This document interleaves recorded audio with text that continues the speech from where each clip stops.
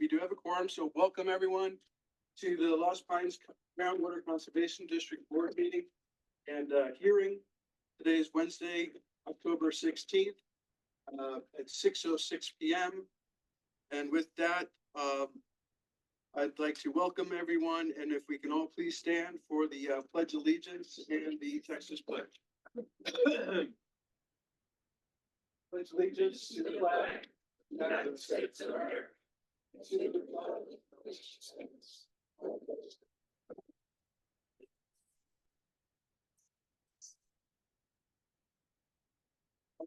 Texas flag.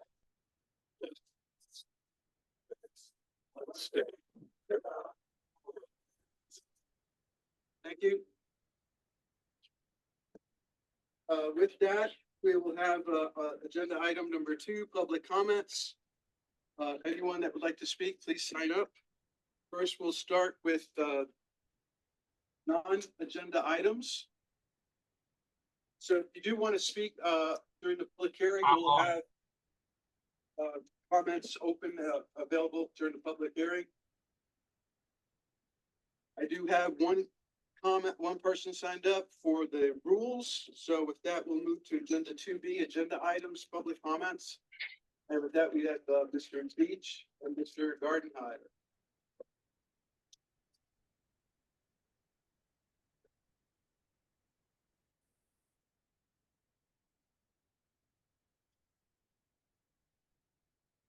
Thanks, Elvis. I'm a Gardenhire and I work with SLR Properties and is this all? Yep.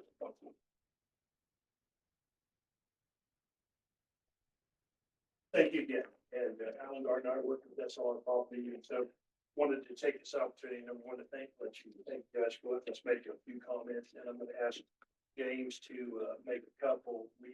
I emailed these earlier today to Mr. Cotton. I'm not sure if you have them in front of you or not, but I will read them, and then if you have any questions, I'll let you ask James. First of all, just on the proposed rule 5.1.b, we support the district's proposal to change the estimated annual average volume of operating permit applications from the instantaneous graded gallons per minute to a production volume in acre feet. We think this approach is aligned better with the terms of this district issued operating permits and the units of volume used throughout the district rules. So we definitely support that. I'm going to speak to rule 11.4, and then I'm going to let James speak to a concern that we just have about and want you guys to consider about the management of those. On proposed rule 11.4, the proposed new term actual service just seemed vague to us, and it could be very misunderstood, vague to be understood, and how to fairly apply that. So as we were trying to interpret this rule, it's unclear how the measure defined as actual service of a CCN hole or mud, whether it's every acre feet where a drop of continuous groundwater might end up, or the acreage within the designated perimeter around a permittee's infrastructure, or some other measurement. So the discretionary may be language that you have proposed seem to create further ambiguity, leaving the district to apply proposed rule 11.4 on a case-by-case basis rather than setting a firm universal standard. Secondly, the proposed definition of actual service creates a chronology problem. Permittees need an area of actual service to calculate contiguous acreage to know how much groundwater they are entitled to permit, but they need groundwater production permits in order to provide that actual service. Unable to grow into a permit, the permittee must come back to the district each time new territory is added to the actual service area to request the corresponding increase in production. This efficiency kind of creates uncertainty for the groundwater owners and water users who require reliable water service. So just for us, and maybe it's my interpretation of the proposed language or our interpretation, but I want you to consider that it seems to give some ambiguity. And so we've asked you to kind of rethink that or maybe clarify that And with that, I will ask James to kind of make a couple of comments of concerns potentially about the management zone. I'm James Beach with Advanced Groundwater Solutions, hydrogeologic consultant for Sentinel Lake Command. And as Alan said, just wanted to make a few quick comments on the management zone rule. Generally speaking, management zones can be difficult to manage and monitor, and it's hard to draw the right boundary and make sure that the monitoring and your goal of treating everyone with fairness and efficiency sometimes backfires, we believe. And it's not that it has to, but other districts have had issues with this in the past. And so we just would like to see a well thought out program and approach to the rules. And then because slicing and dicing aquifers when they're hydraulically connected is always a difficult thing. And so with regard to the definition of current available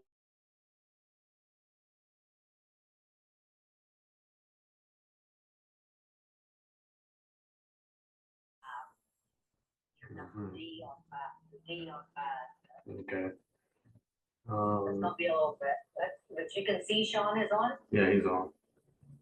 But it Okay. just stopped for some reason. I don't know what happened.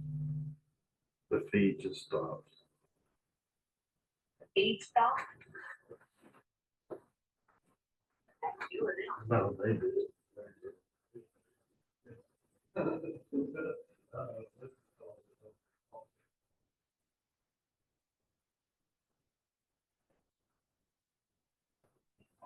Yeah, but it just froze. Their screen froze. Like, I could see everybody on the screen that's remoted into the meeting. You know, Hear nobody but I talking. can't hear anybody talking anymore. The video froze. All right, well, we're, Can we test the audio? I guess, can folks hear us online? Carol, can you hear us? I can hear. Yes, we can hear now. Something just happened, but we can hear you now. Yeah, I think we temporarily reconnected, I believe.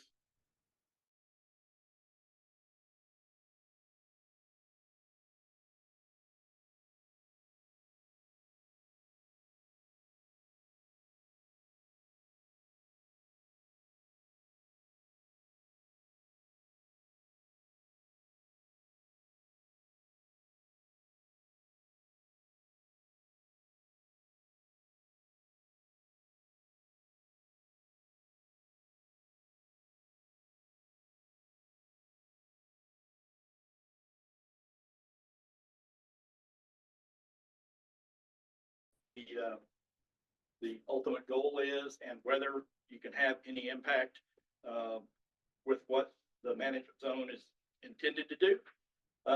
And there appears to be inconsistencies when I look at the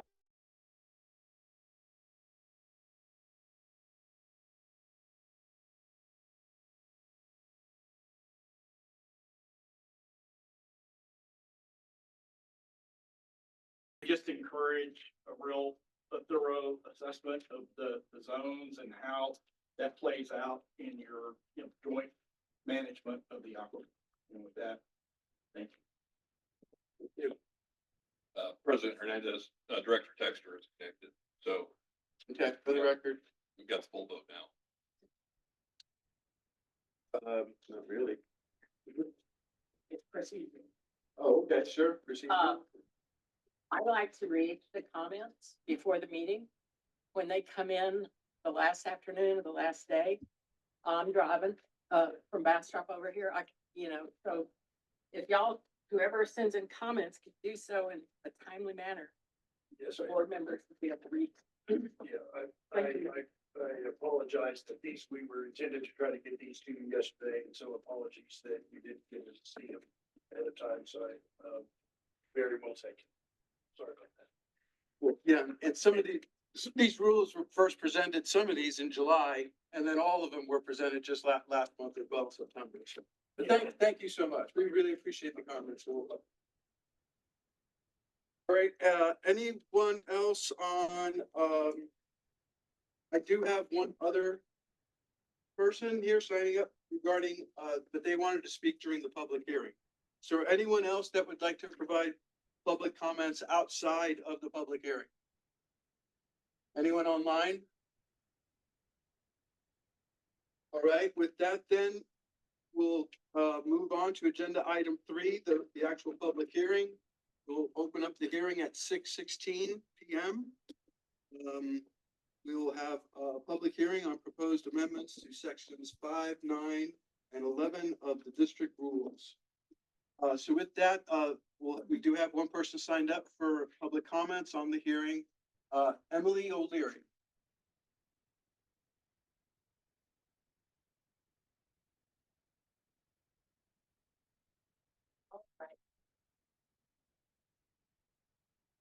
Okay, good evening, everyone. Chairman Hernandez and members of the Lost Pines Groundwater Conservation District. My name is Emily O'Leary, and I am the engineering manager at Aqua Water Supply Corporation. Thank you for the opportunity to present Aqua Water Supply Corporation's comments on the proposed rule changes dated September 25th, 2024. We appreciate the district's efforts to enhance groundwater management. However, we have several key concerns regarding the proposed rules. Mr. Cotton has kindly provided you with the written version of our comments, so I'll do my best to summarize those now. First, on proposed rule 9.4, we believe that the desired future conditions, DFCs, established under the Texas Water Code should be central to any groundwater management actions. These DFCs provide a scientifically backed foundation for regional groundwater management. The proposed rule seems to disregard these conditions once certain thresholds are met, which could undermine long-term groundwater sustainability.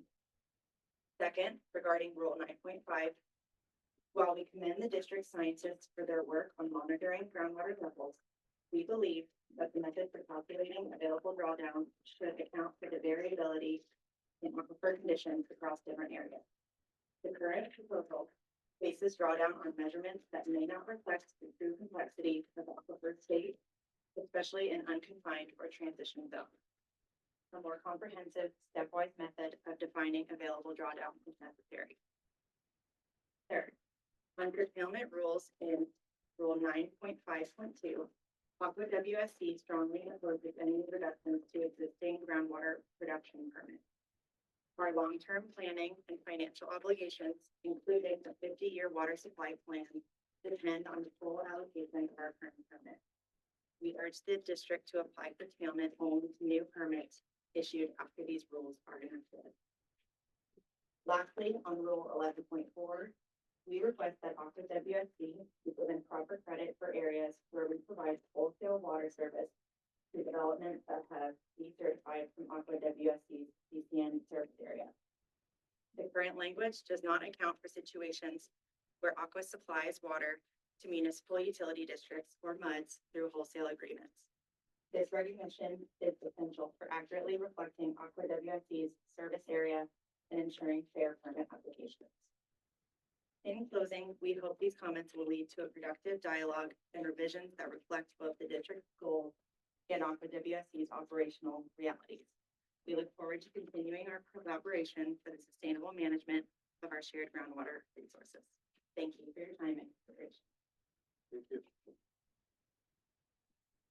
I do also want to acknowledge that we have received comments from Recharge Water, Terrell and Waldrop, representing Recharge Water, and those have been received. Any other public comments on the rules? Okay, Natasha, is there anything that you or Jim would like to say at this stage? No, so this is, I guess, is the third reading, but Bobby would be prepared to answer questions or present the rules however you'd like, but I think there's too much we need to add, especially if we have internet issues. Anyone on the board with questions? this is the third time that we've reviewed the GMZ rule and the second time that we've reviewed the other rules. We reviewed them last month. All right, seeing no questions from the board. Then I guess, Mr. President, I do have a question for council. With regard to some of the comments we've heard, how much latitude do we have with regard to making revisions to address those comments without having to repost and renotice? So, I mean, that's a good question. The notice, gives the public the opportunity to comment on the rules as drafted. If, the board were to make substantive changes to the rules and then adopt them, then there wouldn't have not have been an opportunity to comment on those. So if you're gonna make really significant changes that change kind of the impact of the rule, I would say you'd have to renotice again. I guess we will have that discussion in executive session further. Yes. And we'll enter into an we can executive answer that session question. afterwards, after this. Okay, any other comments or questions from the board or staff? I have a question. So if the internet goes out while we're in executive session, what's the, what happens? So the public is privy to the open meeting. I would say we need to have the executive session, but we can't continue to have the open meeting without internet. So when we come out of executive session, if we don't have internet, the meeting will be We're over. gonna adjourn the meeting and reschedule the meeting. So if we do lose temporary connection, just hang on for the folks online. It should reconnect and then we'll resume the meeting at that point. But Hopefully. if that happens, the hearing will remain open. It would be continued, right? So at Elvis, this I time, have, Elvis, this is Cheryl. Could I make a comment? yes, Director Smith. Yes, I would just like to say that we've worked on these rules for several months, and I appreciate all the last minute suggestions, but I guess I'm prepared to go ahead and approve the rules as we've written them, unless the rest of the board feels otherwise. Okay, thank you for that. I mean, if you have questions, we can have a really short session. Yeah. And I have a couple of questions. Okay. yeah, and, okay, so would it be appropriate to close the hearing at this time then, Natasha, or do we leave the hearing open? I would leave it open. Hearing just remains open. And, After session, we'll come back and then close the hearing and then we can take up the next item. okay, so at this stage, we can go into executive session at this stage? Yes. Can we go into executive session over both items, 6A and B? We have two items on executive session. One is also on Rambo. Yeah, you could call both of them at We the can same call time. both of them and enter executive section on both. I guess my preference with the internet would be only just one right now. Okay. All righty. So, a clarification. If the internet goes out, that's an automatic adjournment, or is there gonna be like a 10-minute, see if it comes back? If it comes back, we can, But you how much start time are again. you going to allow for that to come back? Probably not more than 10, 15 minutes. Okay, so for the folks online, you've heard that. If it disconnects, we will try for about 10 minutes. And once we come back from executive session. So at this point, we'll go over to agenda item 6A. Executive session. We will enter executive session at 6:25. Executive session of the board pursuant to Texas Government Code Section 551.071 or any closed session permitted by law on item 5B and 5C related to the proposed rule amendments. And for the directors that are online, please just call into the office to participate in the executive session. Again, with us having connectivity troubles trying to run two meetings, it'll be easier for you to call in. Oh, I'm already on the new Zoom. Okay. Yeah, we don't have the bandwidth for that here, so if you could just dial in via your phone, Okay, well, I'll have to disconnect this one then.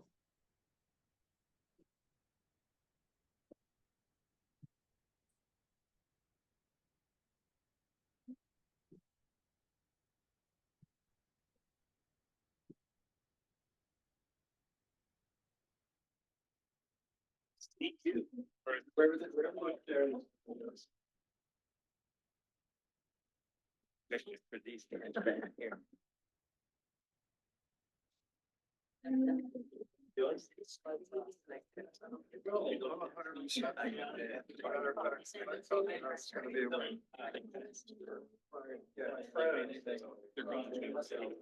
No, but I mean.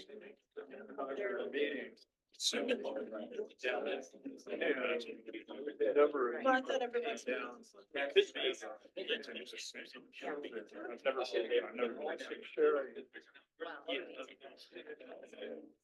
Oh, yeah. It's fun. She had gone to churches here.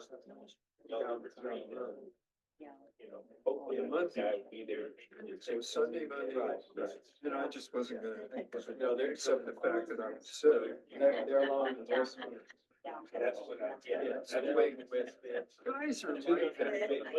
We don't listen well, but we are sorry that they concede to stuff. So I got to work. I was having, I don't know if I was delirious, but trying to sleep Monday night, Tuesday night, and Wednesday night. I came to realize I was really sick. Yeah.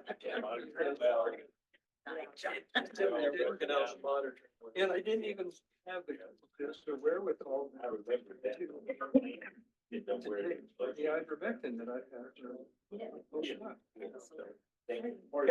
So I went to the city charge here, went up to their monitor, told them that you diagnosed her with flu and so here I am, and so they. Did they redevelop? But they gave me the Tamiflu medication that she was taking. And, It was great. well, Yeah, they were. there was a Tamiflu replacement type of thing. It was a brand new type of. Contract on that. Yeah, I think it was upgrade. But I'm. What are those side effects from Tamiflu? Oh, real side effects from Tamiflu? No, I didn't, I just got well. Don't worry about it. Yeah, that was fine, and,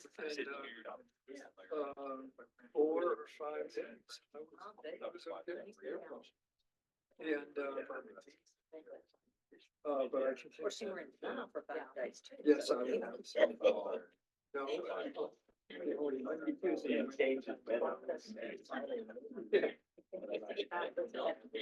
Yes, I am so much better in that regard. Yeah. It just all cleared.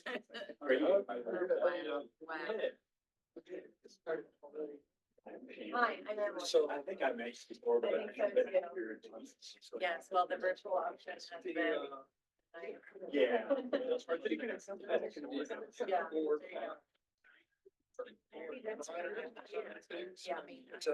Okay, awesome. Yep, So I you're think so. and we're just like gonna decide. Trying to remember what order my slides are. Okay. So take a. Okay. Cool. Well, they just doing the executive session right now Okay. for both sides. Yeah. Hopefully that's not gonna be. Well, so. Yeah. The deal is, whether they're gonna. Yeah. That are drafted, they feel like they have to, based on the functions. He graduated before that. So he went. Yeah. Yeah.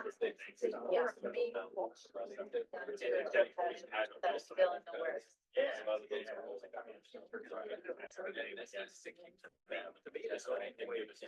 Yeah. Like, yeah. Yeah. 67 or 60. Yeah.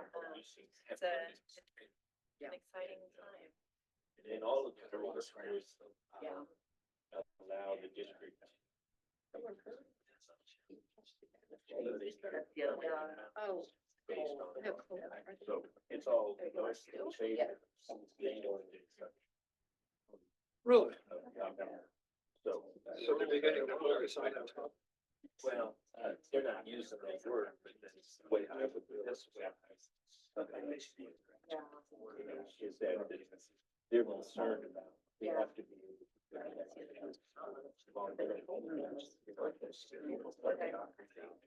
That's why. Yeah, they're on base. Enough said. My test is concerned. Yes, It's high. it's mostly Thai, yeah, my, involved on some stuff, you know, like those, but, yeah. You know. Those guys. Yeah. That's me. He's got a lot of help now too. Yeah. There too.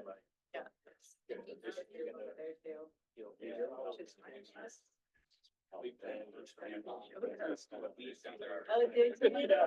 Oh, was are you serious? One person? Yeah, they took them back last.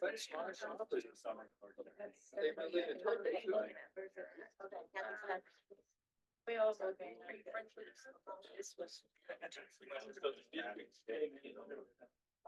District says, it's the key, is the district says this is the fact.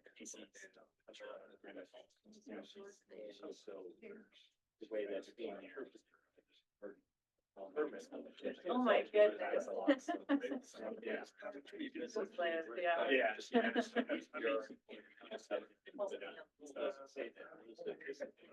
Cool.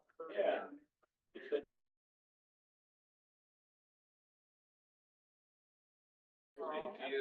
Do you see? Yeah, the other, review that's been made. Listed on the. Because now. Yeah. What are you? So the district. You go on, I've been to members. Yeah.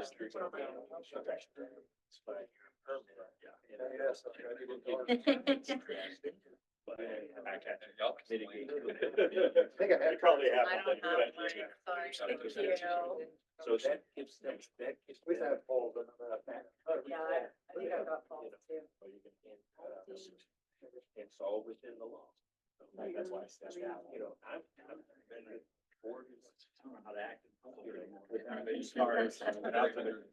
Cars. Very nice. You know, we have these guys, my names. Really? I love the information. Oh, that's what I'm saying, just we just find that. With the science that you're doing, I think, you know, it's certainly supports. Without using the word sustainable, you know. For example, the science supports it, we don't have to use the word, you know, we can just say, look, here's the trends. And so we've got rules now. Never enough. Be supported by the science. All working towards. Those are goals that we very appreciate. Trying to get some education. Yeah. Thank you. We're not helping you with the fact that we're just data you need. Sustainability of these things, absolutely. We're working through it, so that's all we appreciate. We're taking one right now. I heard that, that's and then now, right, okay, so that's what you can see. Yeah. Make these, make those. Yeah. It's going on. Somebody.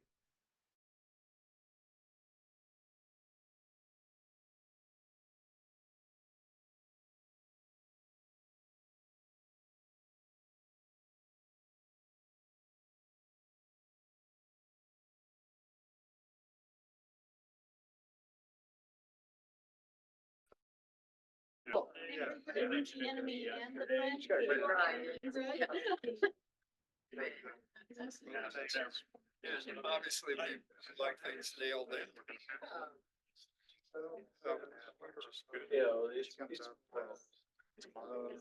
Yeah, I'd still rather talk to see people in my house than, Right. than other lawyers. You could have. I'm just, actually, yeah, I've seen other stuff that he was paying for, so paying him for that spot. So. Okay. Well, So I it gives think, me a way to get away I from mean, the one of the house. things I do like to see about GCDs Yeah. and the state's processes in general, No. so they are doing that to. No. There's kids. They're kids. Exactly.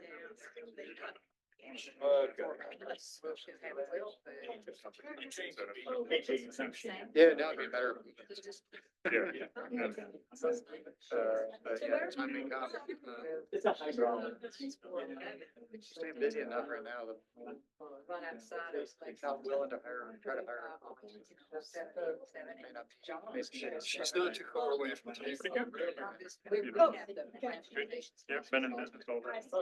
And I'm on the other side of the 77. West of 77. These weddings with all the- Me too, enjoying When I first saw these pipes together. going. Yeah, yeah. I made friends with them. except for that. In 2014. Right. So I think it was well measured. And she's actually this ridge going on. Retiring. More next year's dropping. Okay. But yeah, it's part-time. It's basically. Yeah. Especially in the community period. And I've been listening to it. I was like. Yeah, you make that work, that's all sorts of benefits. And it just started better than, yeah. And Jim was coming out and nice guy. That's the downside. Yeah, so I can be fine. There's always trade-offs. I get. Right.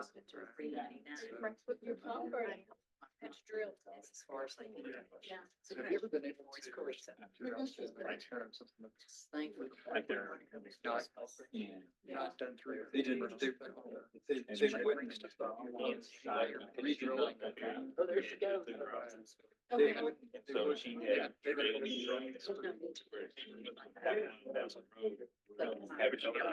it. But the. That's another option. Showing up next week to re-drill. It's one of those ones that's just been. You're gonna have to go to the bottom. Yeah. Because you and I can't be higher. We did have one pass, but it's not just that. I think there's gonna, I hate to say it, there's gonna be a lot of these kinds of stories. That one, I guess I can finish it. Well, there's about a dozen people. There's a wells on the top of that. I think there's a lot of. Before you get to the, before you get to. Well, yeah, that's the idea. There, yeah, yeah. So right in. Yeah. He is. Right, but Sure. And is it, So, you know, if there's the. I would find out about it. yeah, so doing some Jim monitors to me, so in the. It's probably a big one. In the plan, the outlet. You know, my. Well, must still be in there, and then they'll probably. Right on the top where there's. Golf 23. Yeah. So keep his well in the mix. Right. Because otherwise we had been. Submitting. Since, Mr. Vince was assigned with the monitoring. Yeah. Oh, yeah. Imagine. Well, just within that 1 mile. Yeah. You don't need to monitor. No. Well, but, no, we've got, the final number. We have the availability. That's the biggest hurdle. Yeah, for. Yeah. It's hard to make things longer. Yeah, because there's some. Well, last time. Imagine. I'm gonna make it do the same way. Maybe it's a condensed schedule. I don't know what the law is in Texas. As far as. Like they have in, the. proposed groundwater bill. You know, it shows that, yeah, the ones that. It's got that, Even if. that would be a nice chunk of change for, you know, it's highlighted, so you'll be able to draw down, you see the bright red zone. So that's where the guys that are needing to go in practice right there. Jim and listens to it. Nancy's just here and this, you got other people doing that. Yeah, that's So very much where we. The county road over there, 411. I think that's what they're. I'm so, I'm thinking There's a fresh creek. Get my head around all the highways. Still, Geography. you're still for artesian wells. Just in the line. I'm not sure It's gonna drop. if they're. So. But they've been. Only going down. Yeah, so guys put a tank underneath, and one that just makes it to the ground, so they let it create a tank. 260. Stuff tank on the ground, two that get. Where did your son live exactly over there? It just keeps. Jacob lives, you know where that, the fire department station is? You turn down that road, just about up in, do you know where Gilbert? Yeah, yeah. He lives right across the road. That kid was property. There, it used to be the Heineken. Yeah, something like that. That old man used to sit out in his little house all the time. I used to go that way all the time, but I hardly ever go that way. Yeah, that's where Jake. Okay. Just barely, some people. So they're in that house they moved out there years ago, days ago. Or did they build a house? Not coming up. Jacob Surface. built off the board, that was. Still accessing that. That is what they are currently, you know, that he just did a condominium off of it. Okay. And so, Have to swing by your mama. No says big maybe come house. by and check on he would, he's kind of in between where, Johnny George is. Yes, Johnny And, George. Jeffrey Hooper Yes. and Gilbert Wall. And that's, I don't know, Southern, Johnny George, I know real well. Yeah, Johnny George worked with my gas. Not sure. Then he brought us to this point. Did he? You've got a third person, like in petroleum guy. Yes, he is. We enjoyed his honey. Those that are on the other side of the. You've got three. I haven't seen him in a long time either. Well,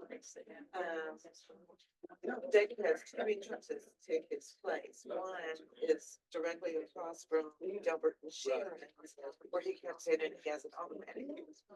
But if you go the other way, you're gonna have to open the gate, so it's best to go through that auto gate. Finally talk him into putting it on there. All right, once again, we're missing a general manager and our two lawyers. Who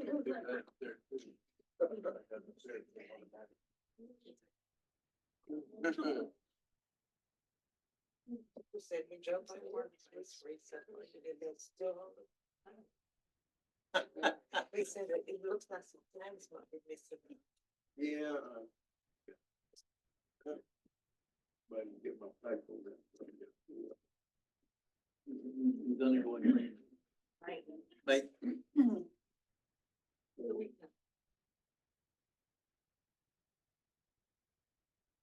All right. We will resume the board meeting, at 6:45 PM.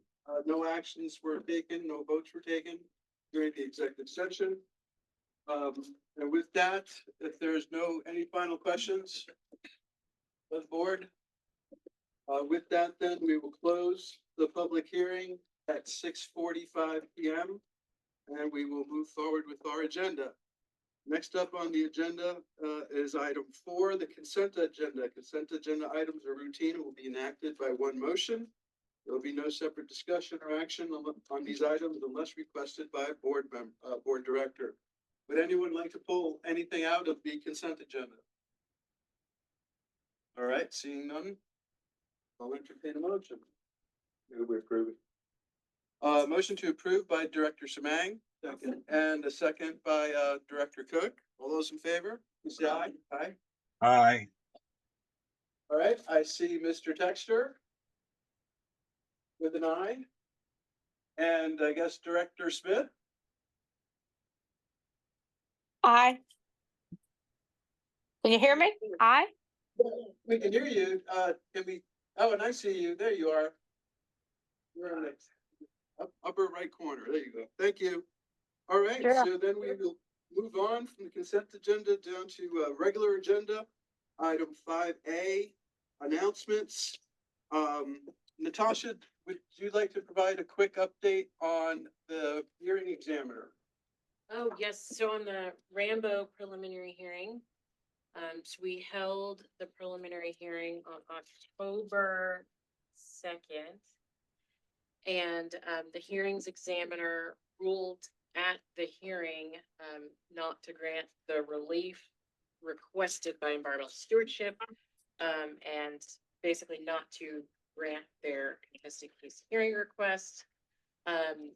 He directed the applicant to prepare an order consistent with his ruling. And, as you can imagine, a bunch of lawyers on email trying to influence the order. That's kind of what has just wrapped up. So we expect, the order to be finalized soon and the judge to sign it. And then, so it, without any other parties in the case, the application comes back to the board, and the board would consider, the judge's order. So the board would, accept the order, deny the order, or could modify the order. So if the board decides to agree with the judge, that environmental stewardship does not have standing, then the application would then be considered uncontested, and the board could act on the merits of the application to grant or deny the permit. If the board decides they do have standing, then, this would go back to the hearings examiner for a hearing on the merits. Okay, we'll meet, we'll meet with, Mr. Ellis. Yes, he's your counsel. I He's our was just giving counsel an on this. update. Okay, because Mhm. my understanding was a little bit different. I thought that we would have the hearing regardless. You get But the next step is Right. the hearing. Yeah, so Okay. when you're considering the order, you have what's called a final hearing on the order. So that's the next step. Right. Okay, we'll be speaking with, Greg Ellis later in executive session on that. Right. All right, another announcement is that the boring tool in our database has been updated with the new three-dimensional mapping data. So that is available for the public with the new 3D mapping data in our boring tool. And then my last announcement is for the board, for the directors. This is the time for our annual GM evaluation of the general manager. You should have all received an evaluation form, and just ask if you could return it. You could have it, put it in an envelope, bring it to the office, or bring it to, or email it to me. But we'll, if the deadline is November 5th. And then the governance committee will summarize all the evaluations, and then we'll discuss this in November during the executive session. So I just want to remind everyone of the evaluation form, and that is due November 5th. Any other announcements? All right, then we will move on to a regular agenda. 5B, discussion, consideration, and possible action on the creation of proposed groundwater management zone 1 as an amendment to section 9 of the district rules. I believe at this time, Director Cook. He has recused himself from this item. From this item, Yes. okay, and he could stay where he Yes, is, all right? just can't. All right, so Director Cook is, for the record, Director Cook is recused on this item. Yes. So I guess I do want to state that we do appreciate all the comments that were received on the rules. Some of these comments, require some substantial analysis, from our experts and our technical experts. And so, we appreciate those comments and, all those comments will be analyzed, by our experts, for, um, for analysis. I guess I should say. So just wanted to thank everyone, for the comments, and we will be looking at those and getting our experts to take a look at those comments. With that, I'll entertain a motion. And This is will Cheryl. be for- This is Cheryl. I Yes. so moved. Any comments? Is there someone online? No, this is Cheryl. I would like to make a motion that we create groundwater management zone 1 as an amendment to section 9. Yeah, this is 5B. This is for the groundwater zone 1. So we have a motion to approve the rule for groundwater zone 1 as amended, as an amendment to section 9. Do I hear a second? Second by Director Burgess, and the motion was made by Director Smith. All those in favor, please say aye. Aye. Aye. Any opposed? Director Smith Aye. and Director Textor. Aye. All right, so with that, it was a unanimous vote and that motion passes. Item Thank you. 5C, discussion, consideration, and possible action. And again, for the record, Director Cook did not vote on that. Item C, discussion, consideration, and possible action on the proposed amendments to section 9, 5, 9, and 11 of the district's rules. I'd like to make a motion to adopt the proposed rules with 2 changes. One, to define the current available groundwater drawdown in section 1 of the rules. And secondly, to make rule 11.3 applicable to permits issued after June 21st, 2023. So motion has been made with those 2 proposed changes, one being the definition and the second being Date applicable. the date applicable Of 11.3. of rule 11.3. Do I hear a second? Second by Director Phillips. All those in favor here, please say aye. Aye. Any Aye. opposed here? All right, Director Texter Aye. and Director Smith. Aye. All right, that's then a unanimous vote. That motion passes. Thank you. Next up, item D, discussion, consideration, and possible action on Manville Water Supply Corporation's request for an extension of deadline for well completion under District Rule 5.5. Mr. Totten. Yes, sir, Mr. President, members of the board, spoken with the staff at Manville. They anticipate that the well will be drilled and completed prior to the drilling deadline. That permit, as you recall, was issued in October of last year. But out of an abundance of caution, they've requested a 6-month drilling extension, which is what's laid out in our rules. Just in case there's any delay during the final weeks of the drilling or in getting the paperwork from the drillers and getting it filed with us. Like I said, they expect to be done on time, but just out of an abundance of caution, being this close to the deadline, they wanted to get that extension. I believe, Eric Prince may be online if you have questions, but this is a relatively straightforward, matter. Very few wells that we've ever permitted within the district have been completed within the initial 1-year timeline. So it's fairly common for us to issue the extensions on drilling these, especially the large municipal wells. So with that, I'd be happy to answer any questions. But like I say, this is a pretty simple matter with them expecting to be done and just trying to be cautious and make sure that they don't run out of that time, run out of the time that's been given. Thank you. Any questions from the board? When is the deadline? permit was issued at the end of October of last year. So it'd be, I don't recall the exact date, but I think it's the 20-something of October this year. End of this month. Yes.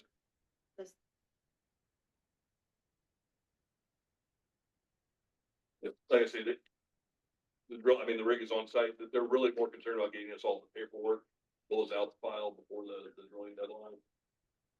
They expect to have everything done. They're worried that they, miss by a week or two. So that's. How long were they asking? 6 months is what the district will provide for.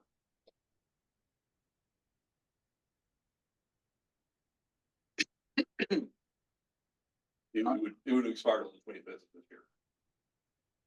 Yes, sir. The 25th of this month. Yes.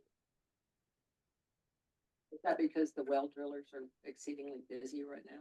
That's a large part of it, yes, ma'am. Did you say this happens almost every time?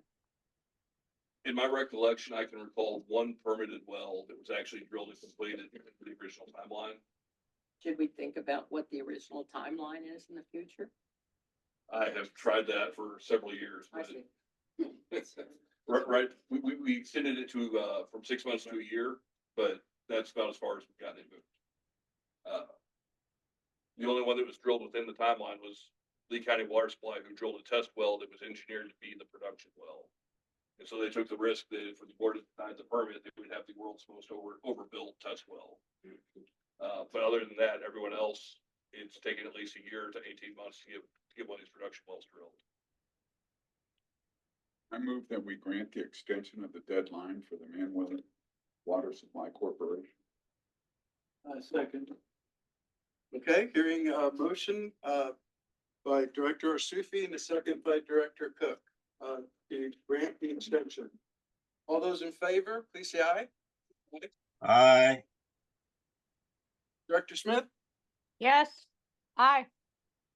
Okay, motion passes unanimous. Thank you. No, sir, I didn't. Thank you, Oh, Jim, and thank you, board. Appreciate y'all. I've got a problem, not with the extension, but with a 50% extension. Something's wrong there somewhere. Okay, so you vote no? I vote no. Okay. All right, so, for the record, Director Semang has voted no. The motion passes. Hopefully we can kind of get this worked out. If everything has got to be 6 months longer, we need to change. We need to shift. I agree. Yep. Yep, I agree. Yeah, there's something, obviously, if the standard is that they need, that we should look at amending our rules. But that's my reason. It's not that I'm against the extension. But I don't have any choice because of my feelings of the length of time. Correct. So maybe the simple solution may be that next spring we look at changing the extension language to include the phrase up to 6 months. So that way the applicant can request up to 6 months, or if they only need an extra 3 weeks, we can tailor those requests. That's kind of what I'm thinking. Okay. Yeah. We'll discuss it and bring it back in the spring, but it'll be spring before we address it. Thank you. Yeah, it seems to be a byproduct of the rule. Since the rules are 6 months, I guess that's what you'll take what the rules give. Yeah. All right, so that motion passes, with Director Semang being opposed. Next item on the agenda is, item 5E, discussion, consideration, and possible action on Thomas Turfgrass request for an extension of deadline for well completion under District Rule 5.5. Mr. Cochran? Yes, sir. So, same song, second verse. This is, I believe, the second extension though for Thomas Turfgrass, for their final well on their property. Again, largely driven by the shortage of drillers that are capable of setting up and drilling, the appropriate size wells. I know we have representatives from Thomas Turfgrass here tonight who can address those questions better than I can. But again, this is a simple matter of extending the drilling deadline, for the permits that were granted last July. So I believe this is their second extension.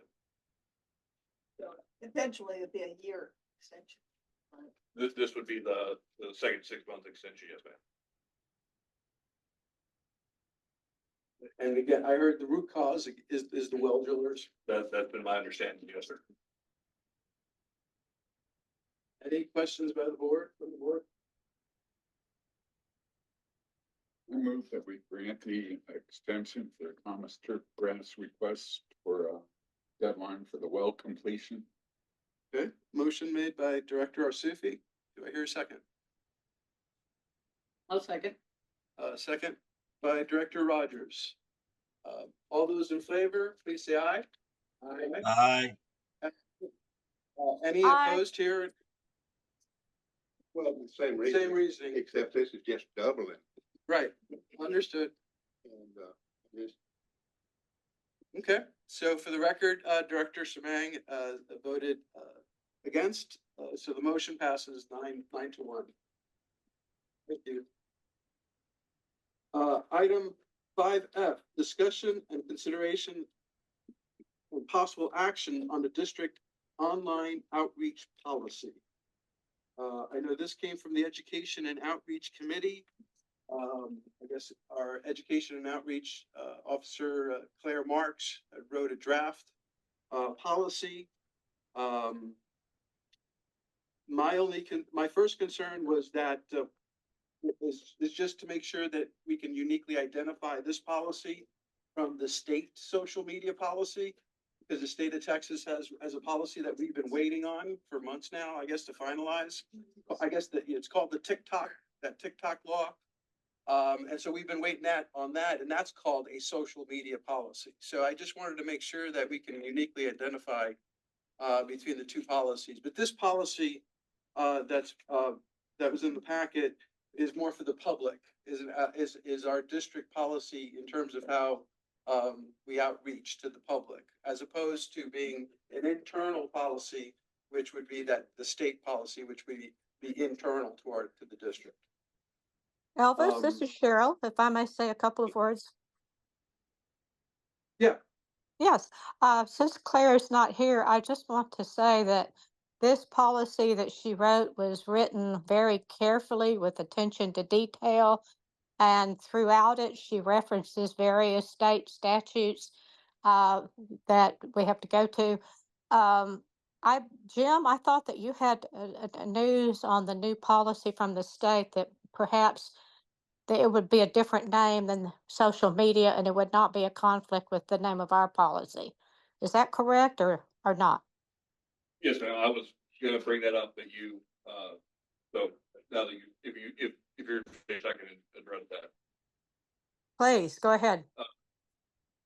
So yes, sir, the state, the policy we've been waiting on came out, I think, late September.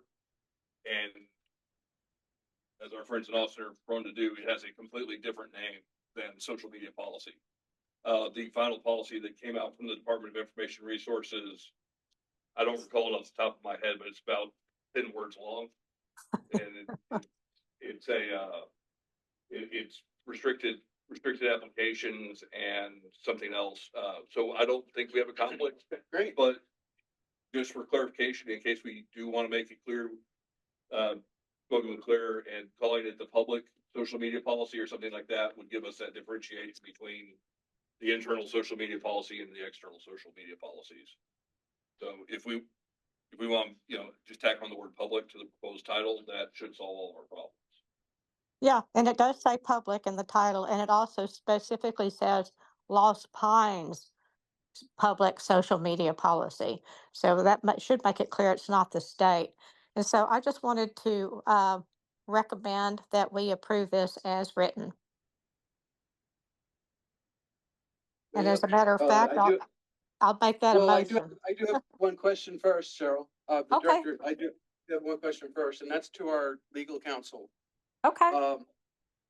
Is the policy written in a policy format?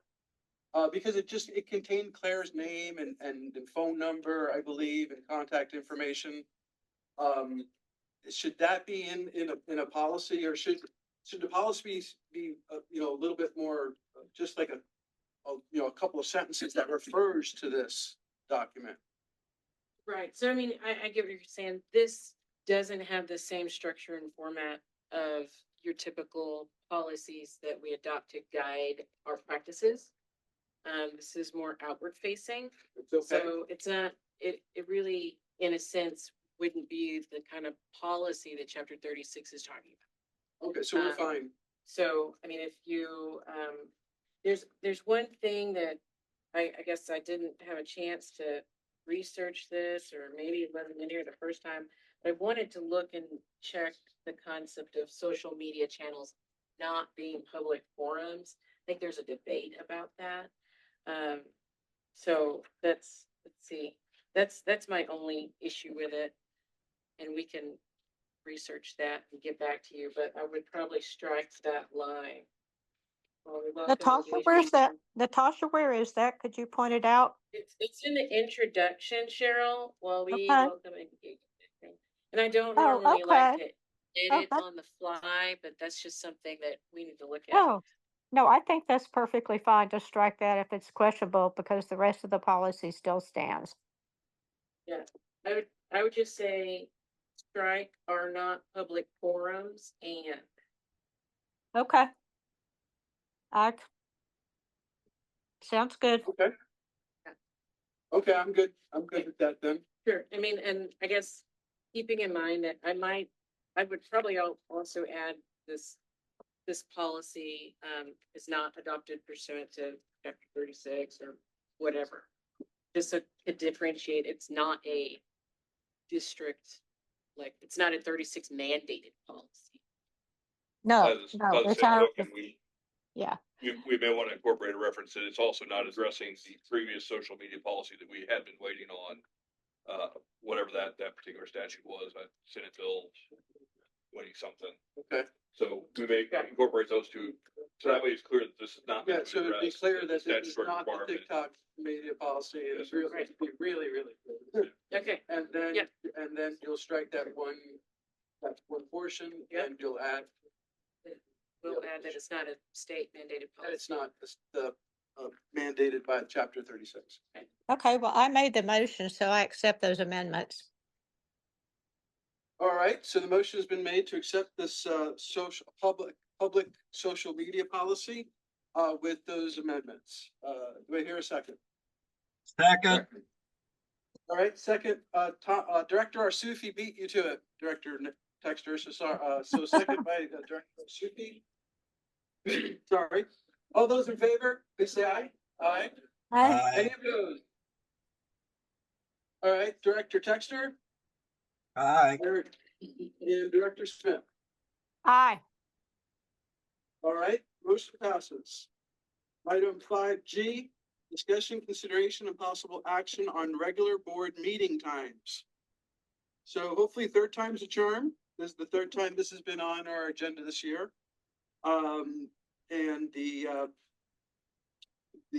the desire is to make the regular board meeting times earlier, especially since daylight savings times is about to come quickly in the next few weeks. And my understanding is that the earliest we can do this, Director Phillips, you correct me if I'm wrong, is 3:30 in the afternoon, 3:30 p.m. That'll work for you? All right, so I'll entertain a motion. I'd like to make a motion. Motion, okay? Who's first? I'll second. Again at 3:30 p.m. Okay, motion made by Director Rogers, enthusiastically for starting our regular board meetings at 3:30 p.m. Do I hear a second? Second. Second, by, excuse me. Oh, great. Director Cole seconds that. All those in favor, please say aye. That's not changing. Aye. Not changing the day, just the time. All those in favor? Aye. Aye. Aye. Mr. Texter says aye, so I saw that aye, and I heard the aye. Aye. Aye for Right, me. motion passes. Yay. That'll be starting next month, and it'll be the same day, third Wednesday of the month. We'll be starting at 3:30. All right, so up next, 5H, presentation by LRE Water on the drawdown study. So this study was several months ago. We had asked LRE, after we received the report on the Northern Lee County, we followed that up by asking LRE to do a similar drawdown study for the rest of the district. So with that, Dr. Miller.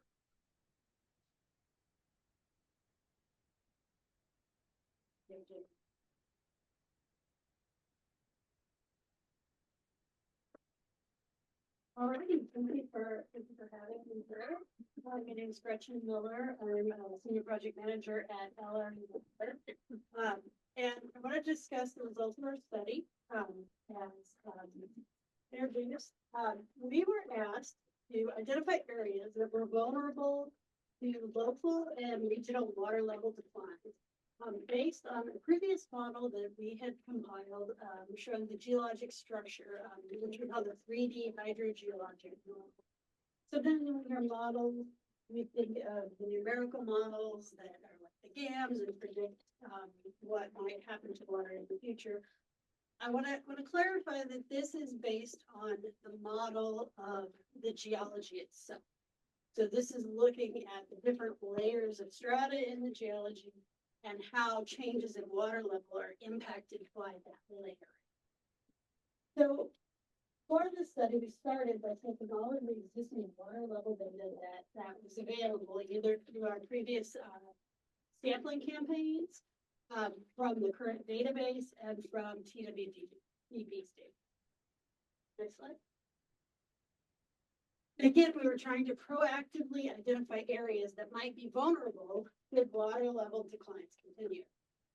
So the hypothesis here that I think we really wanted to test primarily was that some of this structure, particularly the fault zone that runs through the middle of the GCD, would lead to localized zones of depletion, right? So there would be areas that we could highlight and we'd say these places are the most vulnerable. And this is because of the faulting structure where we have what we call Horst and Graben faults, where some blocks or some portions of the aquifer layers are lower and have fallen, and some are higher, have risen, based on the normal faults that you see here on the diagram. Next slide. Okay, so to do this analysis, I'm going to take you through the series of steps that we did. So the first is that we mapped the existing water level elevations in each hub. Now the water level data really depends on the county's or the GCD's program for monitoring the water level, as well as water levels reported to the state during drillers' reports, some that the TWDB have monitored themselves. So we have really a slew of measurements that are going into here. And part of the task was to create what we call potentiometric surfaces. And that is the water level in an unconfined aquifer. This is the actual water level in that layer of strata. In a confined portion of the aquifer, this could be significantly above the top of that level. So we're mapping the potentiometrics. So in the second part, what we were asked to do was say, okay, if we have different levels of drawdown, say we have drawdown of 50 feet over an aquifer to 100 feet over an aquifer or 200 feet, where will we first notice that depletion occur? And so we did this by taking the difference in the elevation between the water level that we mapped in the previous step and the top of the aquifer in the confined region.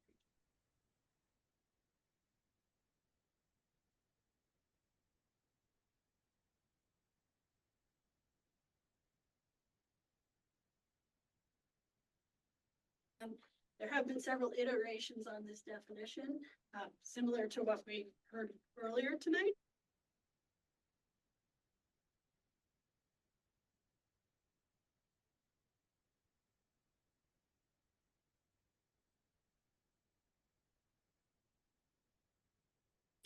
Okay, so on our third step here, we're evaluating the impacts of this drawdown. So we're doing this all in the GIS mapping system using some space.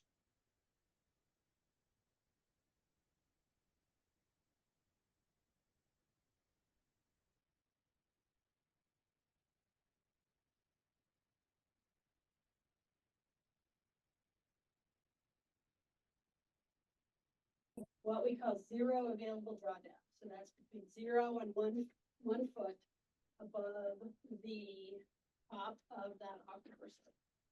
Okay, so in this analysis, we're really focusing on where we're going to be potentially causing unconfined conditions where there were confined conditions before.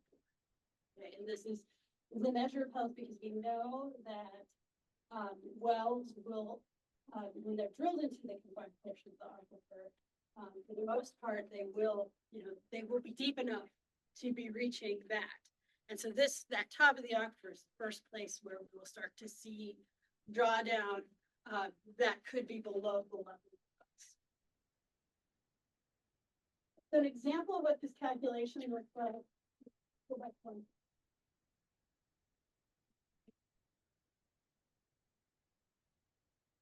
So here is the Sparta sand, the water level of the elevations we shown for the previous data. You can see the dots on here are places where data has been used. There it has to be necessarily an interpolation between these points. We can go to the next one.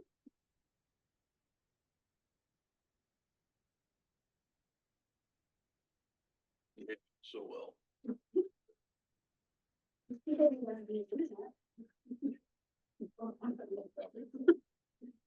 All right, so then in our second example, this is the calculation, or this is what's coming from the hydrogeologic model, that 3D model that I discussed before. And this is the elevation of the top of that formation. So this is in the gray, you see the outcrops, and then in the yellows and reds and oranges, these are essentially depths to the top. In this case, the Sparta sand.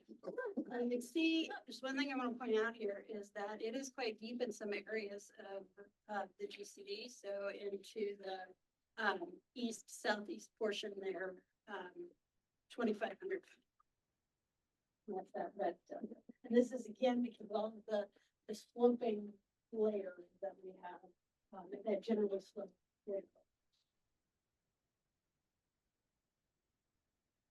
So I'm going to walk through, and I apologize for those in the room. I'm thinking we might need to move that bar on top so that it shows which aquifers they are. If we could move that to the side. Yeah, probably be best there. Okay. Going to the folders again.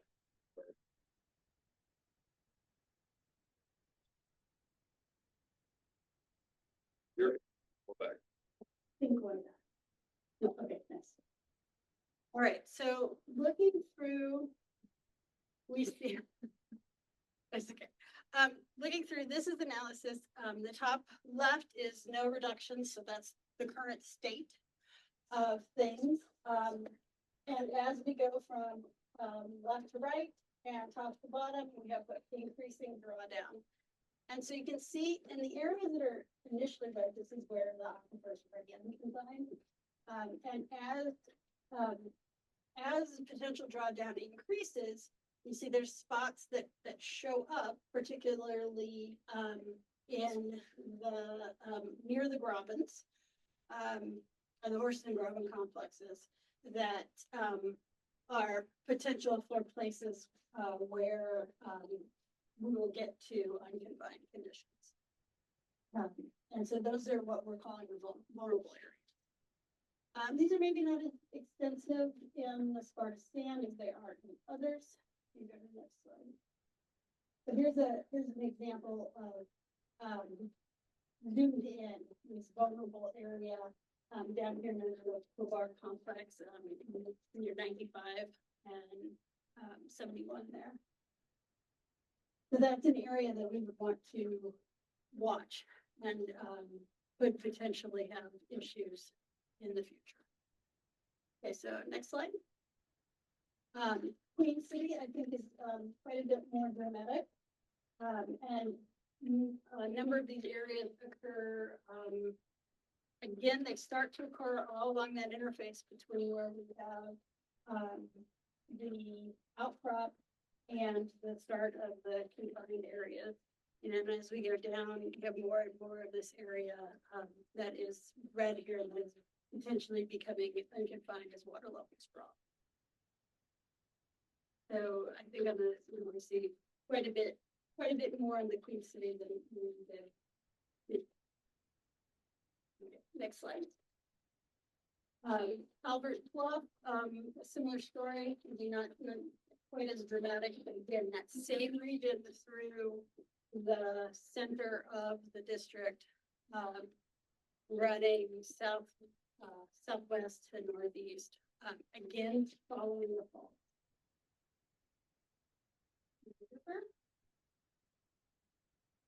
The Hooper is, the outcrop zone is further to the north. And so we don't see, as much issue in the Falls area, but we do see it expanding, the potential for vulnerability expanding there, at that intersection. Next. Okay, so, just a couple things that we want to highlight. I know this is, of interest in all of the rigid doing. We need to go back. Yeah.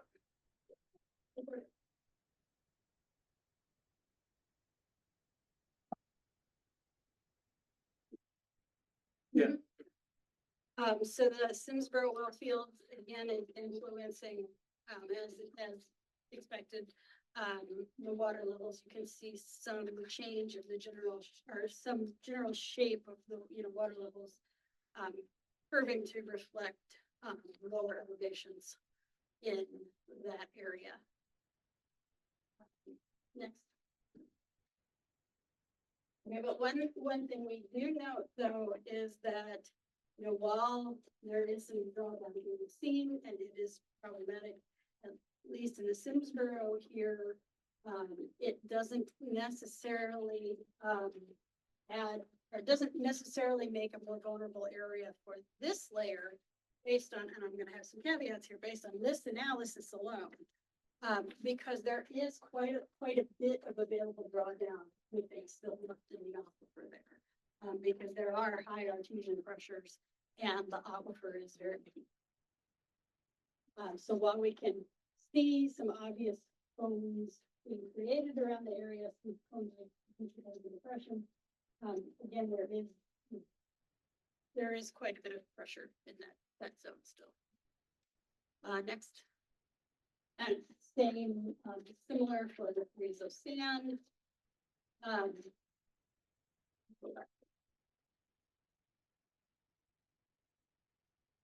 We do see quite a bit of vulnerable areas. Could the Carrizo sand decline more? Declining right now. Right. This is where you're seeing, that will be impacted first.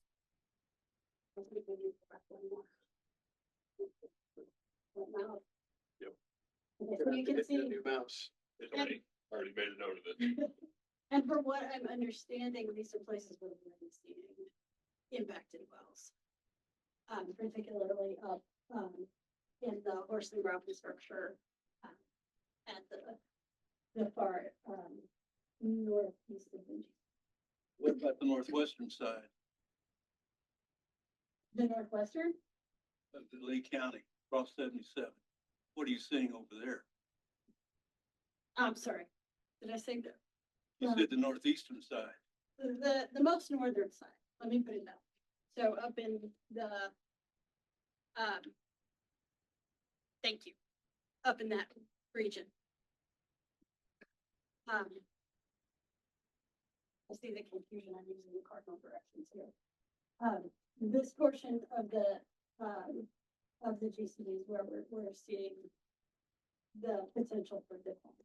47 feet in just a few Yes. months in my well on the northwestern side. Yes, sir, but that's not, she's talking about the Carrizo. That's what I'm talking about. Your well, Simsboro is not. No, I'm in the Carrizo. And we're talking about a 24 mile across from that well field on both sides. And I've got 27 feet that's dropped it over 12 miles from that well field. Can you show me around? It's in the tangle, it's in that tangle. It is in that area. There, it's Yes, that northwest- yes, absolutely, that is where Between we, there and SLR. that is where we would identify as a vulnerable area, It's very valuable. yes.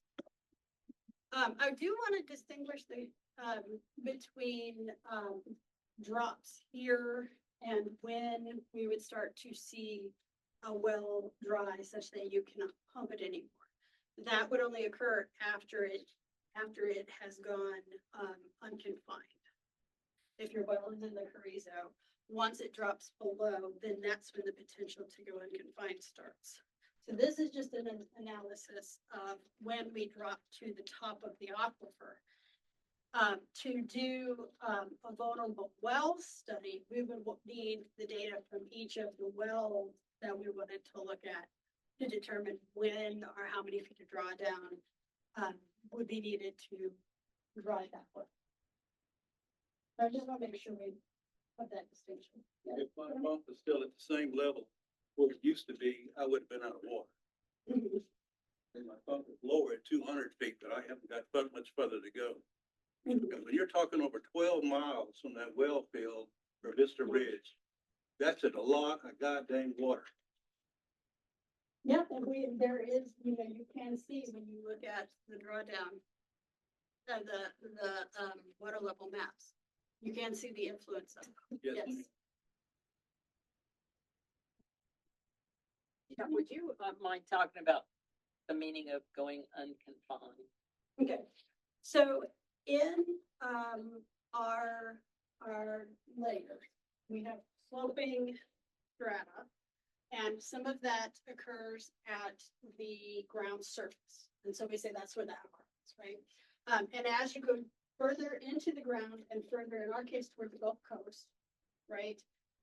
You build up pressure in the aquifer, right? You might have the same water level, but the deeper you go, the more pressure you get. Is that the potentiometric? That's the potentiometric surface. And those are the maps in blue that we're showing you. What I mean when I say we go unconfined is that that surface drops below where we map that aquifer. Right, so you have one depth that might be here, that's the current water level. But where the actual aquifer is down here. And there's just that much artesian pressure that is elevating that water surface. Now, in a confined aquifer like this, there can be a danger if you pump too much. You lose all that pressure and then you start pulling in air essentially to your aquifer. And then you can have issues with some geochemical changes. And then that's when typically you can start having problems with wells going completely dry. So not just having to lower your pump, but having to maybe drill a new pump. When the artesian pressure goes to zero, Yes, exactly. that's when it's unconfined. Mhm. It appeared to me from these diagrams that aside, let's keep the Northern Lee County Carrizo aside. Aside from that, it appears that the Graben and Faults areas of concern are really for the Sparta and Queen City. Mhm. Those are the two aquifers where the other, like the Page Graben and the other one are kind of the sore points. Mhm. But with the Simsboro, Calvert Bluff, Hooper, those grabens are okay. So we could focus on the other grabens in the Sparta and Queen City. Is that correct? Like the Page Graben, for example? I think it would help. Can we go back a few? Or to ask? Oh, boy, we could How try. about the Milano fault? It seems to run all the way through the district. Like, Sparta? It's a fault. yeah, like for example, where the arrows here. Right. Um, so- those are the Graben areas or fault areas. And similar for the Queen City, you also have identified some arrows where they're also next to faults and Grabens. And that seemed to be very specific to Sparta and Queen City. Mhm. And it's partly the structure of the aquifer themselves and how close the end of the outcrop or how close the layering starts to that particular area. Right, so you can see there's not much of the outcrop in these southern areas, right? There's not much of the Sparta sand outcrop there. But, in the other aquifers, the layers are moved further to the north. And so those robins aren't as affected because the aquifers thicker. Right. So, yes, there's, And the other thing that I'd like to see is, I know you've done, drawdowns of 50, 100, 150, mhm. but our DFC in the Sparta is what, like 100 or 50 feet or 100 feet, something like that? It's double digits, but, I think it's 50-ish, I can't recall off the top of my head. Right, so we shouldn't ever approach 200 or 250, right? Because our DFC is more like 100 or 50 or 100. So we really are looking at the top, the 50 foot and 100 foot. We shouldn't expect the 250. Because our DFCs are much smaller than yeah, that. that's important to note where it looks. Yeah, it's important to note where our current DFC lies, because that's an outlier. That's like way out, past our DFC. Okay. Could we possibly, something like this would continually go on, and I know I'm on the outer edge of Kona Depression. Could we see some major damage in these aquifers if they're depleted too much or pumped too hard? What do you mean by damage? Like they won't come back, or there's a major change in the chemical analysis of the water, something like that. I think that's, certainly a good question, something we possibly want to look at further. Maybe you ought to work on that a little bit, please. So what are the recharge characteristics of our aquifer? Well, you're going to see recharge in in any of the areas where you see the outflow. So the recharge is only going to really occur where on these pictures we have the gray show. So that's the only portion of the aquifer that will recharge because it's the only portion connected to the surface. I will have to look and take a look at the data that we have on recharge specifically in the area. But it's a very good question. Getting the data from the recharge rates might be an important consideration.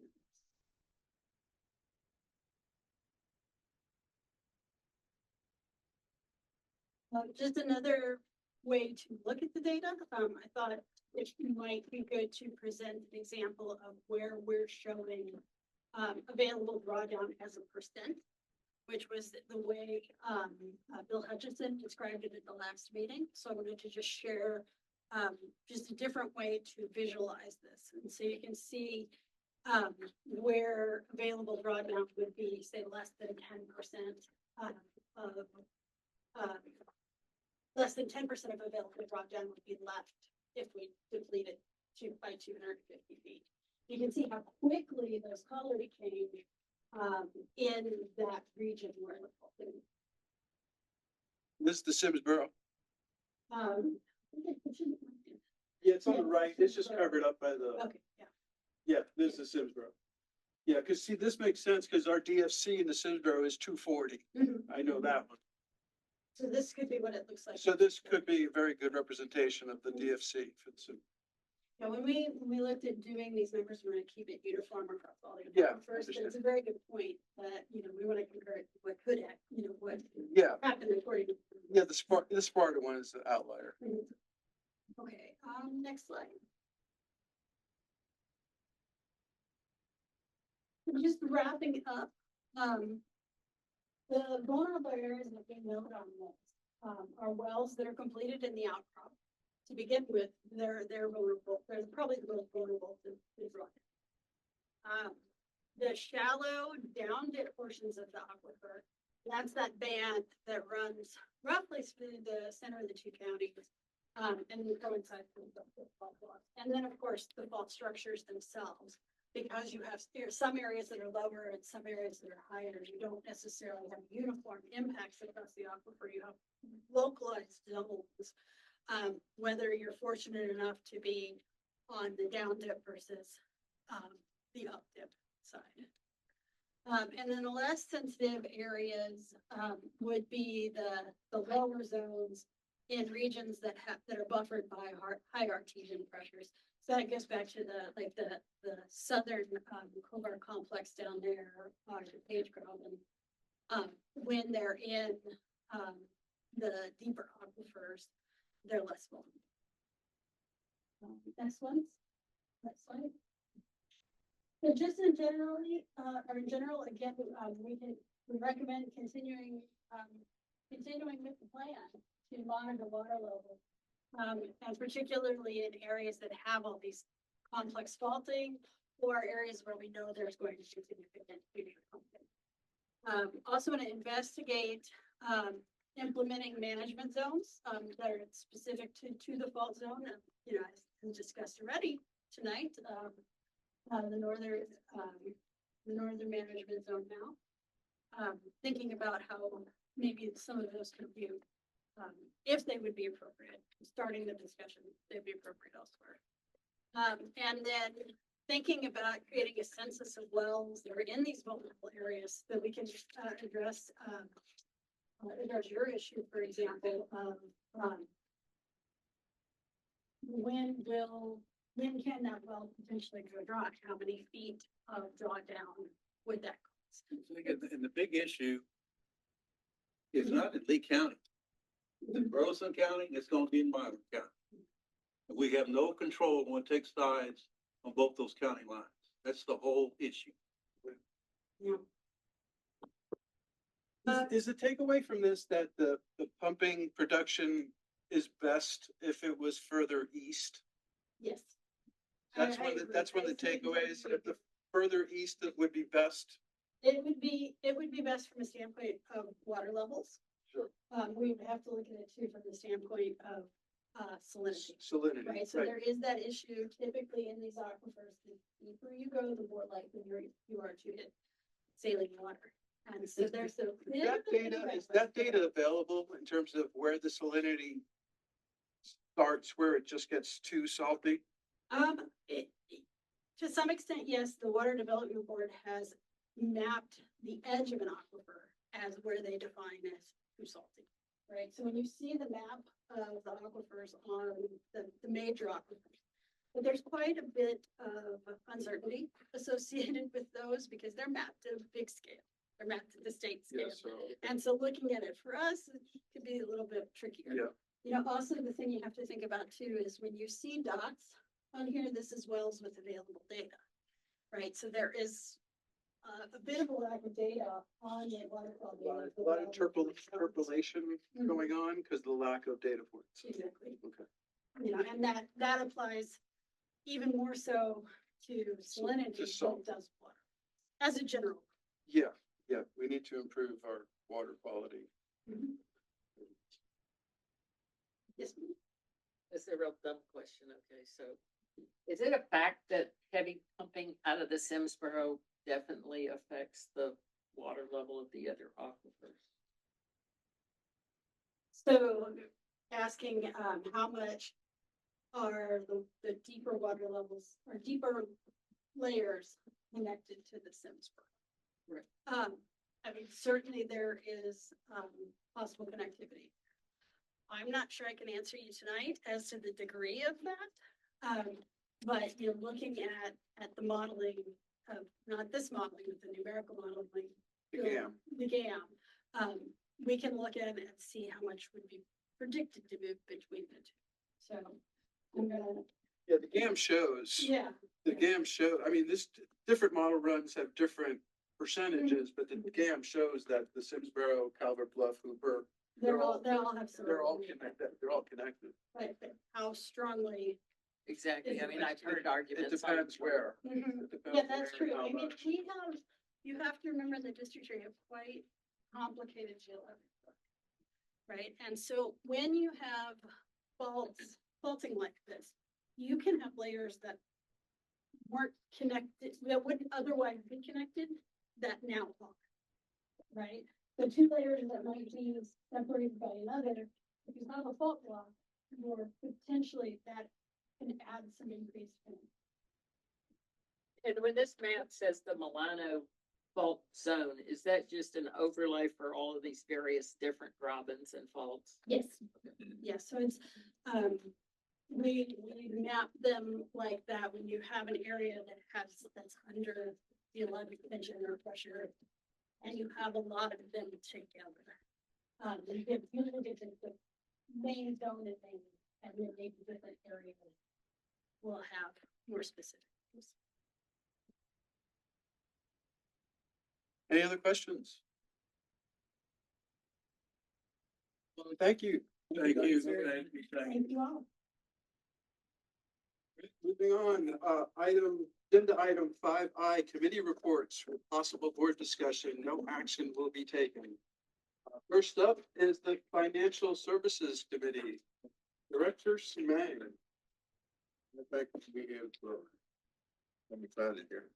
I've got a copy. Would you like one? I think everybody has a copy. Yeah, everyone's, I think so. I got mine handy though. We had our second budget meeting on October the 11th.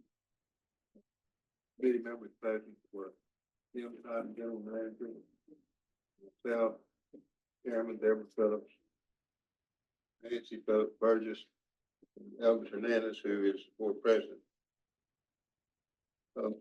Jim presented his recommendation line item budget.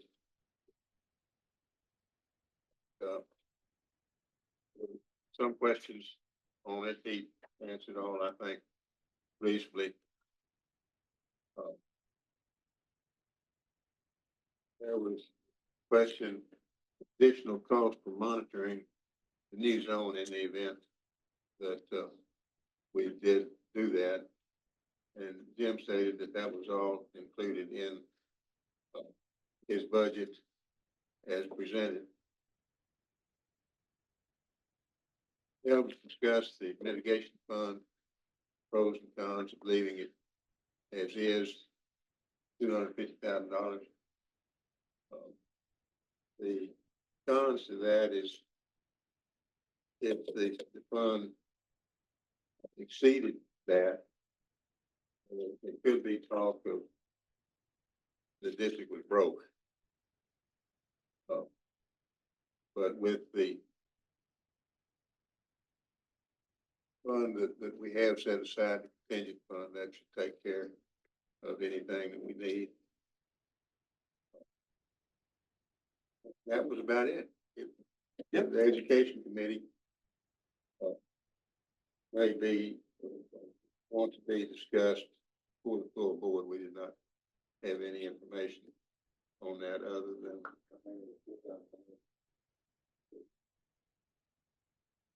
suggested.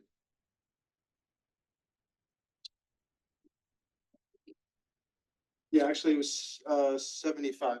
Like 75. Yeah. Yeah, and Jim will present the draft budget during the GM report. Thank you. It was a good meeting. We got through in 45 minutes. There you go. Thank you. Next committee is the governance committee. We met, I don't have a date, but we met the first Wednesday of the month. And to prepare for today's meeting, we discussed the Manfill extension. We discussed preparing for the rules. We are planning a Texas Water Development Board Springs Initiative presentation for next month. And we discussed the drawdown study, and the boring tool was updated. I stated that, and the GM evaluations. On other matters, we are preparing to get our email server updated and new computers. That's in progress. There should be just a couple of weeks left before we can get that finished up. We are looking to have an auditor RFP for the auditing services. That's upcoming. Also recently, Post Oak Savannah GCD recently received a $30,000 grant from the Texas State Ag Water Conservation Grant for new well meters. And I thought it would be a great idea for the Lost Pines to sign up for the notices so that next year in 2025, when those grants come up, that we could also apply for that grant as well. We discussed the need for an executive session for Rambo. That's still upcoming in our agenda, and that we would need to begin to draft the interlocal agreement for the cost sharing at the GMA 12. Next up. President Hernandez, just Yes. to correct the record, the Rambo hearing was the second, so the governance committee met on the third. The third. The first Thursday. That's right. That's correct. We had a conflict with the Rambo meeting on Wednesday. We typically meet the first Wednesday of the month. Okay. I just wanted to make sure we had it accurate. Thank you. Thank you for that. Yes, we met the first Thursday of the month because there was a conflict with that Rambo hearing. All right, next up, infrastructure did not meet this month. Education and outreach did meet. And we do have that in our packet. Director Smith? Yes, I'll just go over the report, even though it's dated October 8th. The Education Outreach Committee did meet yesterday as well. And I'll just go briefly over each of the items on the printed report that Claire has provided. First, there was the Smithville Sustainable Home and Garden Show. I was not there, so if any other any other board members that were there would like to say a few words, I understand it was a success. Who was there? I think Melissa? Director Rogers was there for a bit, Director Arsufi, Director Cole, and myself. And Director Texter were there on and off, in and out. That's fantastic. Yeah, Glad to it was a hear. great time. It was excellent. Very good. And then there's a rainwater harvesting workshop on November 19th in partnership with Lee County Ag Extension Service. The high school senior essay scholarship contest is in progress with the deadline later in November. Claire has regular newspaper columns in the local papers, and the October column was about who we are, what we do, and how people can get involved. Social media, of course, we discussed in depth the social media policy that we passed this evening. She always wants to encourage board members to follow Lost Pines and interact with posts to help increase reach. Upcoming dates. Today, Claire is attending the Catalyst Water meeting and water educators in San Antonio. SAWS actually sponsored and paid for her registration there. October 25th and 26th, Claire and myself are attending the Texas Master Naturalist Conference in San Marcos at the Meadow Center. And let's see, on November 16th, again, Claire and I are presenting to the Texas Master Naturalist on Groundwater 101. And I believe that's it. One more thing, Cheryl. What's that? There's also working on a film competition for $100,000 grant about the Lost Pines District. Oh, that's right. Yes. Tell them about that. Yes. It's a video. Well, maybe if she gets the grant, yeah, you can be the main actor on that. Okay. All right, I guess, and also the management committee did not meet this month. So with that, we will move on to agenda item 5J, general manager's report. No action will be taken. Mr. President, I'm trying to coordinate with Greg Ellis to get him on the phone for the executive session.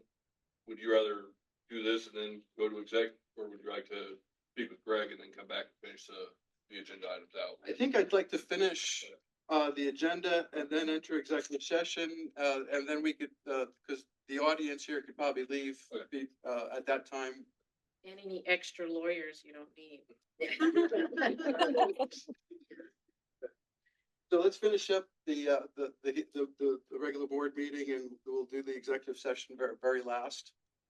And because we don't expect to act on anything, and so that'll free up the audience.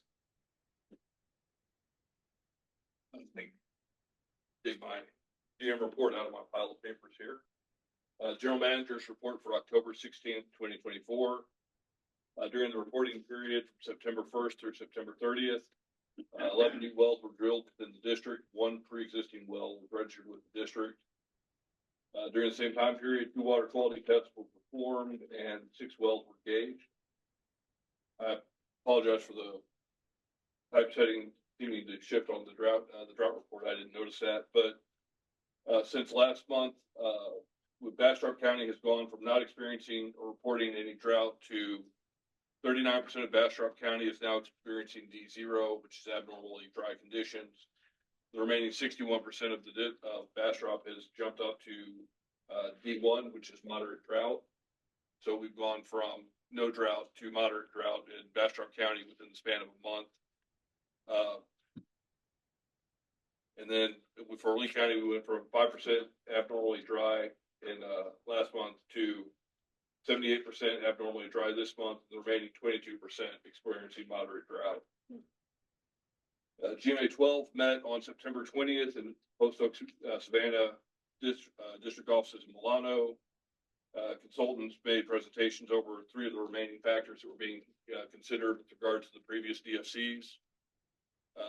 But I think the highlight for the GMA discussion is attached to the report are correspondence sent by President Hernandez to Brazos Valley regarding the inclusion of their newly issued permits into any discussions about future DFCs, and also included as a report response from Brazos Valley on that matter as well. We've had several discussions here at the board levels about those permits, what they mean for us, and so we've included that. Director Hernandez, did you want to speak to that? I think just to summarize, or the bottom line is that the Brazos Valley is changing their, I guess, their standard in terms of last cycle. They had included all their permits into their proposed model runs. And in this cycle, they have a new standard where they're only going to include permits if they're planned or projected to start within the next 5 years. So that's kind of different than the way the GMA 12 had done it in the last cycle. So they're not going to include all their granted permits. They're only going to include their granted permits if they project it to start in the next 5 years. So take a look at the email I wrote to Mr. Day and his response, and that's kind of summarizes their position. So at least we now know their position and where they stand on that. So just please, take a look at that letter, and Thank you, Elvis, for that. And I believe we'll probably be bringing this back as a discussion item in November for the November board meeting about how we want to proceed, or if we want to make any adjustments based on Brazos Valley's position. So we wanted to give y'all time to review that, see what Brazos Valley had to say, go back through the materials that Bill presented last month, and then we can again revisit this in November, well in advance of the next GMA 12 meeting and well in advance of the actual work on establishing DFCs that start in 2025. So that's basically the GMA 12 highlights. The next GMA meeting will be the 13th of December. So we have plenty of time between now and the next GMA meeting to get board feedback and direction. The mitigation stakeholder committee, I am overdue on that. I know that we have a few of them in the room tonight, so I'm going to try and get that on the calendar as soon as we wrap up the meeting. The draft 2025 budget that was prepared by the budget committee is also included. I tried to make it as old folk friendly as possible, so it's large type and covers 2 legal pages, but there's not a lot of significant changes that you'll see. We did incorporate the mitigation program as a line item, with the caveat that if we run low on money, we'll just have to do mid-year budget amendments to keep that money topped off to avoid any sort of panics or runs on the fund. There are some other changes, with regard to some of the operating costs, things like that. We'll bring this to you in November for discussion, but we wanted to give it to you ahead of time. So if you have questions, you can either direct them to Mike, as the head of the committee, or myself, and we'll try and get it into a shape and state that it'll be ready to go for y'all at the November board meeting. So let's see that. With regard to pending permits, we do have a pending request from Aqua. It is a no increase amendment to their existing S field in Bastrop County. So we may have that request ready for y'all to consider at the November meeting as well. And with regard to upcoming meetings, with the exception of GMA 12 on the 13th. No, sorry, our legal counsel reminded me we do have a pending request from LCRA as well to amend their permit that may be ready in November as well, or possibly December. More likely December.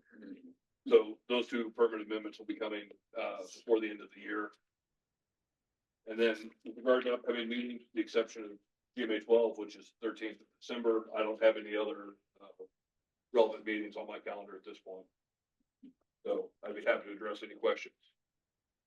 I think there might be, Director Rogers just pointed out, I believe, is a typo in the agenda for the date, the upcoming meeting for the GMA 12. It states September 20th, Which was the last meeting, yes, sir. which was the last meeting. It should be December 13th Yes, sir, yeah. is the upcoming meeting for the GMA 12. So just copy and paste error, I guess. Well, that was working off of the last, GM agenda item, and so it just didn't get updated, yes, sir. It also listed the Region K meeting that occurred this morning. Any questions? Right? Thank you for that. So next up is item K, 5K, consideration of future agenda items. I've got, for next month, we need to, have an executive session for the general manager evaluation. We have our planned the Texas Water Development Board Springs Initiative next month. We just heard the Aqua and LCRA, amendments, the draft 2025 budget. And, we may, put in a pumping file discussion, for next month as well. Anything else for next month? Or future agenda items? All right, with that Mr. item, Hernandez, Yes. I wanted to remind Director Cook that he might have an item. You asked me about it before the meeting. I've already got the local, Okay. local with illustrious LRE. Okay. Okay. okay, Thank you. Sure. all right, then, item 5L, discussion, consideration, and possible action on district board meeting calendar. Any comments or changes required? I don't have any. Mark at 3:30 p.m. Yeah, 3:30. Well, that's the next one. Item 5M. So setting the date and location of the next meeting, it'll be on the 20th of November here in Giddings, at 3:30 p.m. November 20th. So with that, then we will enter into executive session again for item 6B at 7:58 p.m. Executive session of the board pursuant to Texas Government Code Section 551.071 or any closed session permitted by law to consult with its attorney and seek advice regarding the application by Randall Materials LLC application number 2022-4177.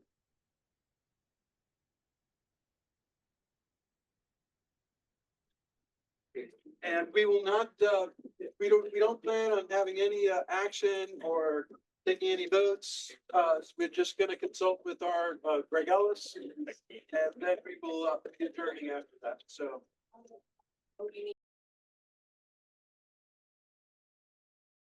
Okay, I guess we're still connected and still recording, right? All right, so then with that, we reconvened out of executive session. It is 8:21. There were no votes taken, no action was taken. And with that, we will adjourn tonight's meeting at 8:21. Thank you.